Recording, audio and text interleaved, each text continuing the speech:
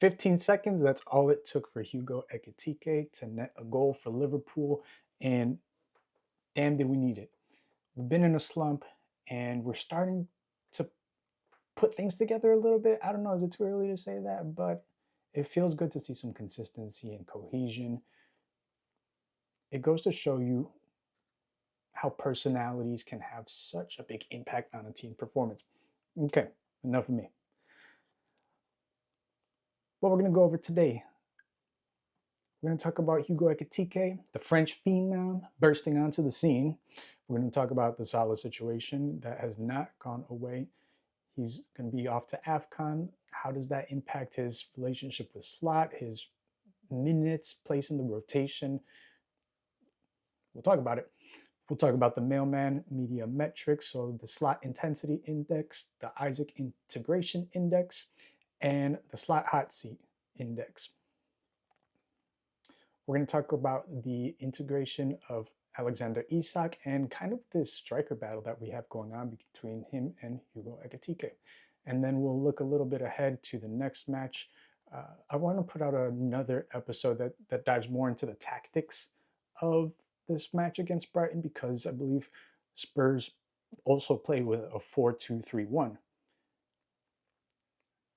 And I know that we play with a 4-1-2-1-2 diamond, but in terms of how many midfielders we use, it's on paper a 4-2-3-1.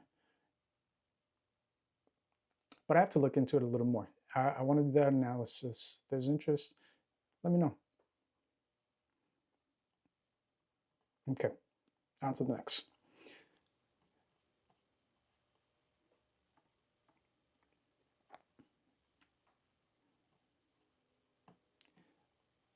That is a cold ass picture. That is cold. This man has come out of nowhere and taken the team and put it on its back.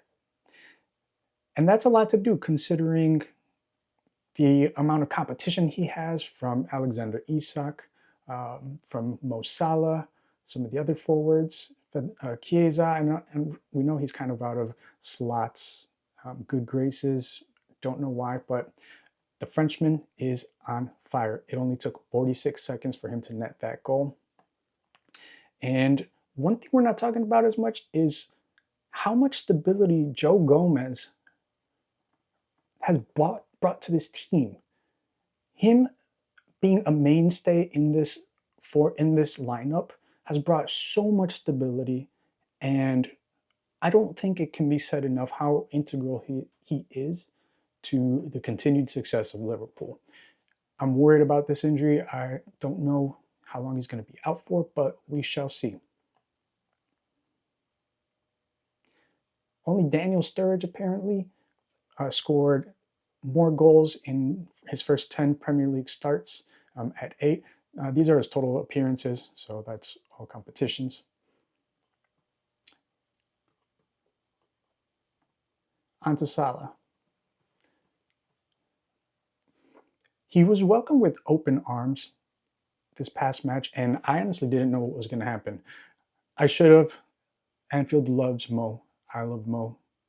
He's a human. He has, if you like football, he has the greatest job in the world, right? He gets to play football for money and fun daily.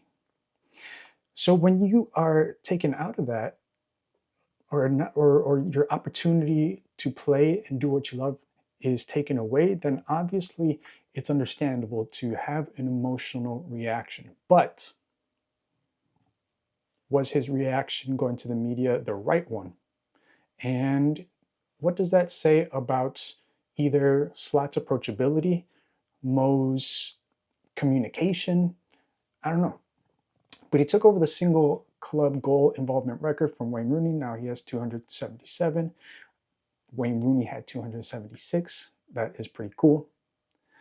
The assist that was not in, Chiesa should have taken this shot. He had it wide open, but between two, you could say three players, he wanted to get Mo Salah involved and get him that goal, which one tells you how much the players either respect or love Mo, either or. Chiesa should have taken that shot. He had the chance of some glory, but he wanted to give that opportunity to Mo. Let's talk about the timeline, though. So he was benched against Leeds, which was his third benching in a row. He was excluded from the Inter Milan squad traveling to Italy, and that was pretty big. I did not expect that. He posted on Instagram him like working out and smiling, so it didn't seem like he was missing it too much. Apparently, they had private talks together, and they've made amends. And he came in to the match to a standing ovation. Okay, Mailman media metrics. All right, let's talk about this really quick. So slot intensity index, we look at a few different things. Some of it's subjective and qualitative, not as quantitative, but that measures how well does the team implement Arne Slot's vision, his tactics, his strategy, his culture. The higher the number, it means the better, the more integrated and intense Slot's vision is being portrayed through the team. Isak integration score speaks for itself, how well he's being integrated into the squad, and looking at some of his goals and assists, how many minutes is he getting, against how much money it costs to have him there and how much he's technically worth for each match. Squad depth index, how much load is each player taking on. So ideally you want to take on one. The perfect number is 1. All right, you're taking on enough load for one person. But when your teammates start struggling and people are slipping up, think about Konate lately, and Virgil van Dijk has had to probably take on a bit more of his workload in order to make up for that loss. So he had about, let's say, a 1.45 workload index. And let's work with these sizing really quick. Nope. Let's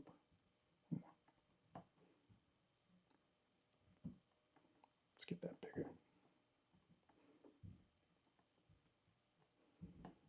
Okay, so here is a little bit of the trajectory of the slot intensity index. I'll make me smaller. All right. This was the past match, so he's at about a 78.4, really good. Had a clean sheet. Had, I wouldn't say flawless, but a pretty good display of what kind of football we imagine, that I assume that we can see Arne Slot looking to implement at Liverpool. Alexander Isak, he's struggling at the moment. And is this more of a Isak struggle or is it a team struggle? And that is up for debate. Is he out of rhythm? Is it, injury? Has he not bonded with the team yet? Do they need to go out for a couple of drinks and hang out for a weekend, get to know each other, and then come back and having built that relationship will perform better on the pitch? Who knows? And our squad depth index, we're in struggling territory. It's concerning. Joe Gomez, don't know what his injury situation is like. Frimpong's been out since forever. I don't know what Bradley's situation is. Szoboszlai went down with an ankle injury, and that's my dog. He's drinking water very loudly. And so we're like 2 injuries away from being, I believe, in really concerning territory. We're lucky that the January transfer window is coming up because they might be able to use that to bolster the depth a bit. Let us continue. All right, the showdown. Hugo Ekitike versus Alexander Isak, right? 7 goals versus 0. He's had 10 goals in all appearances. Isak has 1.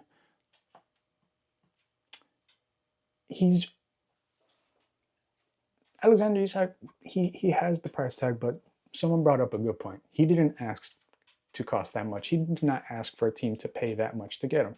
He wanted to leave Newcastle. He wanted a different challenge, different situation, different team, different types of competitions. And Liverpool ended up being that place. But that's what people are going to look at. Alexander Isak, he's played in the Premier League. I think he'll come good. What do you think? Do you think that this is, he's just not a good fit and he's never going to integrate into the squad correctly? Or is it going to take a year? Is it going to take Hugo Ekitike to, step down? Are we going to be able to play with a two-striker system? Are we going to be able to play with a two-striker and Mo system? Imagine that. That would be crazy. If we can get all three of those guys firing from all cylinders, that would be absolutely insane. I saw that Hugo Ekitike's heat map is more so from the left side. Like, he comes in more from the left side of the field, which could be to a benefit. If he's coming in from the left side of the field, we get Isak staying in that central area and then Mo coming in on the right side, then that could be crazy. That could be cool. Okay. Who was your man of the match? And I saw a poll with these 4 names, and I thought maybe, I don't know, maybe these are players that I've been overlooking. We could have Szoboszlai on there. We could have Mo on there. Did he come in and really revitalize the team and add that extra boost, even though we were already winning? Personally, I believe it's Joe Gomez. So I'm asking about these 4 players here, but in reality, you could put anyone. And I'm curious, throw that into the chat. Tell me why Joe Gomez right now is my man of the match, because since he's come in and given us a right back, some defensive stability, that has been the game changer. Other people have been saying Curtis Jones, and his tactics have been really cool. Kind of masking Andy Robertson's on-ball ability while being able to utilize Robertson's experience and keep him in the lineup. And what do I mean by that? So let's find that really quick. Here we go. Okay, so they lined up as a 4-2-3-1. Again, it's more of a we know it's more of a diamond. And on this attacking phase, we've seen that build up. All right, well, let's talk about the build up. All right, so he's had a center back split. He has had the goalie come in to help in the build up. He's had the I want these guys to overlap and move up. All right, he's had the right back and the left back push up. No, that won't do it. That won't do it. So we'll say it's here. All right, so he's had the fullback, the center back split. He's had the fullbacks overlapping, pushing up. And then I have to fix this because I want to be able to manipulate some of these guys a little differently here. And then he's had that trio of sorry, it's actually 4. He's had that quad of midfielders kind of rotating in and being different options to be an outlet for the ball. And it also means that if defense, if some of the defense, if they follow Dom, if he's over here, McAllister, out into these positions, then it leaves that passing lane straight open from this, either Gravenberch all the way to the striker or from the center back to the striker. So I want to talk about that a little more in more of a technical episode and see what people think. And I'm building a 3D tool to analyze them. That would be pretty cool. Let me know if this is something that you want to see, and it'll be interesting, and it'd be cool if I can get some of these guys to run to positions and we could see what the movement actually looks like. But that's more pie in the sky kind of thing. All right, let us go back and check out our prediction. So I believe it will be a 2-1 victory over Spurs. Thomas Frank runs a 4-2-3-1, and a 4-2-3-1 is typically pretty even matched with a 4-4-2 diamond, or similar 4-2-3-1 or 4-1-2-1-2, whatever you want to call it. I know they're different Arne Slot kind of uses each of those formations at different stages of the match. So I'm just gonna keep calling them all the formation names. But because Thomas Frank is on the hot seat, because Thomas Frank, his lineup is also injured, and Liverpool might not have guys ready enough to take on Spurs with a full squad, with a full healthy, all starters. I think that might lead to a goal being let up, but we shall see. Cool. Let me know what you think. I know this episode's out kind of late. I'm trying to catch up a little bit, but also get into a rhythm and see what are some things that I want to talk about, how do I want to present them, and it helps if people let me know what they think. All right, take it easy.